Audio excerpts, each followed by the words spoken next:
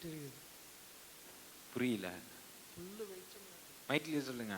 புல்லு வெளிச்சம் தான், அப்படியே பயங்கரமாக வெளிச்சமாக இருக்குது. அந்த வெளிச்சத்தில் ஒரு ஒரு உருவம் வெளியே போயிட்டு இருக்குது.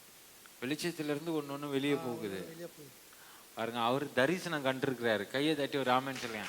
நான் சொன்னேன், தரிசனத்தை பார்க்குற கண்களை கர்த்தர் கட்டளை இடுவார்னு ஒரு ஆமென் சொல்லுங்க பார்க்கலாம்.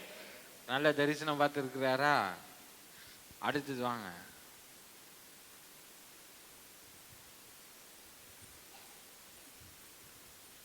கர்த்தருக்கு பரிசுத்தம் ஸ்தோத்திரம். கர்த்தரின் நாளில் கூட என்னை கொண்டு வந்ததுக்காக கர்த்தருக்கு நன்றி செலுத்துகிறேன். கர்த்தரின் நாளில் கூட என்னால் வர முடியல சூழ்நிலை. எனக்கு எங்கள் மாமியார் வீட்டுக்கு போயிருந்தேன் நான். ஆனால் அத்தைக்கிட்ட சொல்லிட்டு போனேன். எங்கள் அத்தைக்கிட்ட நான் போன மாதமாக இந்த இடத்துல வந்து அடுத்த வாரமாக நான் அடுத்த மாதமாக இந்த நாளில் வருவேன்னுட்டு. ஆனால் என்னால் வந்து அந்த எங்கள் மாமியார் வீட்டுக்கு உடம்பு சரியில்லைன்னு வியாசார்படிக்கு போயிருந்தேன். அங்கேருந்து நான் போக முடியுமா போக முடியாதான்னு இருந்தேன். எங்கள் ஹஸ்பண்ட் வானா, இப்போ டிராஃபிக்காக இருக்கும், இப்போ போயிட்டு எப்போ நீ வருவே அப்படிலாம் சொல்லிட்டு இருந்தார். ஆண்டவர் இந்த நாளில் வந்து கணவர் கூட வரும்போது கூட என்னை திட்டினதாக கூட்டின்னு வந்தார். இந்த டிராஃபிக்லேயே என்னை கூட்டிட்டு வரேன்ட்டு.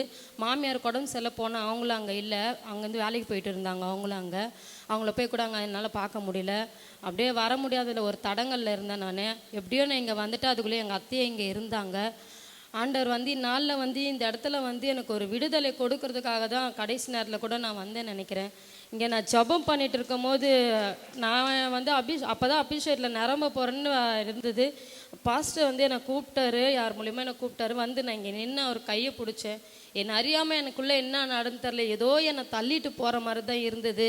எனக்கு இந்த மாதிரி 2-3 தடவை இந்தமாரி பண்ணியிருக்காங்க. எனக்கு வீட்டாண்டே 2 தடவை எனக்கு இந்த எனக்குள்ளே ஒரு சர்பம் இருந்திருக்குதுண்டு.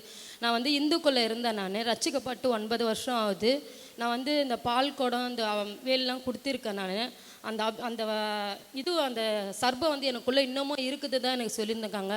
ஆனால் இன்றைக்கி வந்து ரொம்பவே மிகப்பெரிய அற்புதம் தான் நான் நினைக்கிறேன். எனக்கு உடம்பு அப்படியே ஏதோ ரிலீஃப் ஆன மாதிரி இருக்குது. எனக்கு ஏதோ பிடிச்சின்னு எப்படியோ எனக்குள்ளே எப்படியோ இருந்தது, இன்றைக்கி கொஞ்சம் ரிலீஃப் ஆன மாதிரி இருக்குது. இன்றைக்கி வந்து இந்த 2வது மாதத்தை வந்து இந்த இடத்துல வந்து எனக்கு இந்த விடுதலை கொடுத்ததுக்காக கர்த்தருக்கு கொடான கொடி நன்றி, ஃபாஸ்ட்டுக்கு கொடான கொடி நன்றி.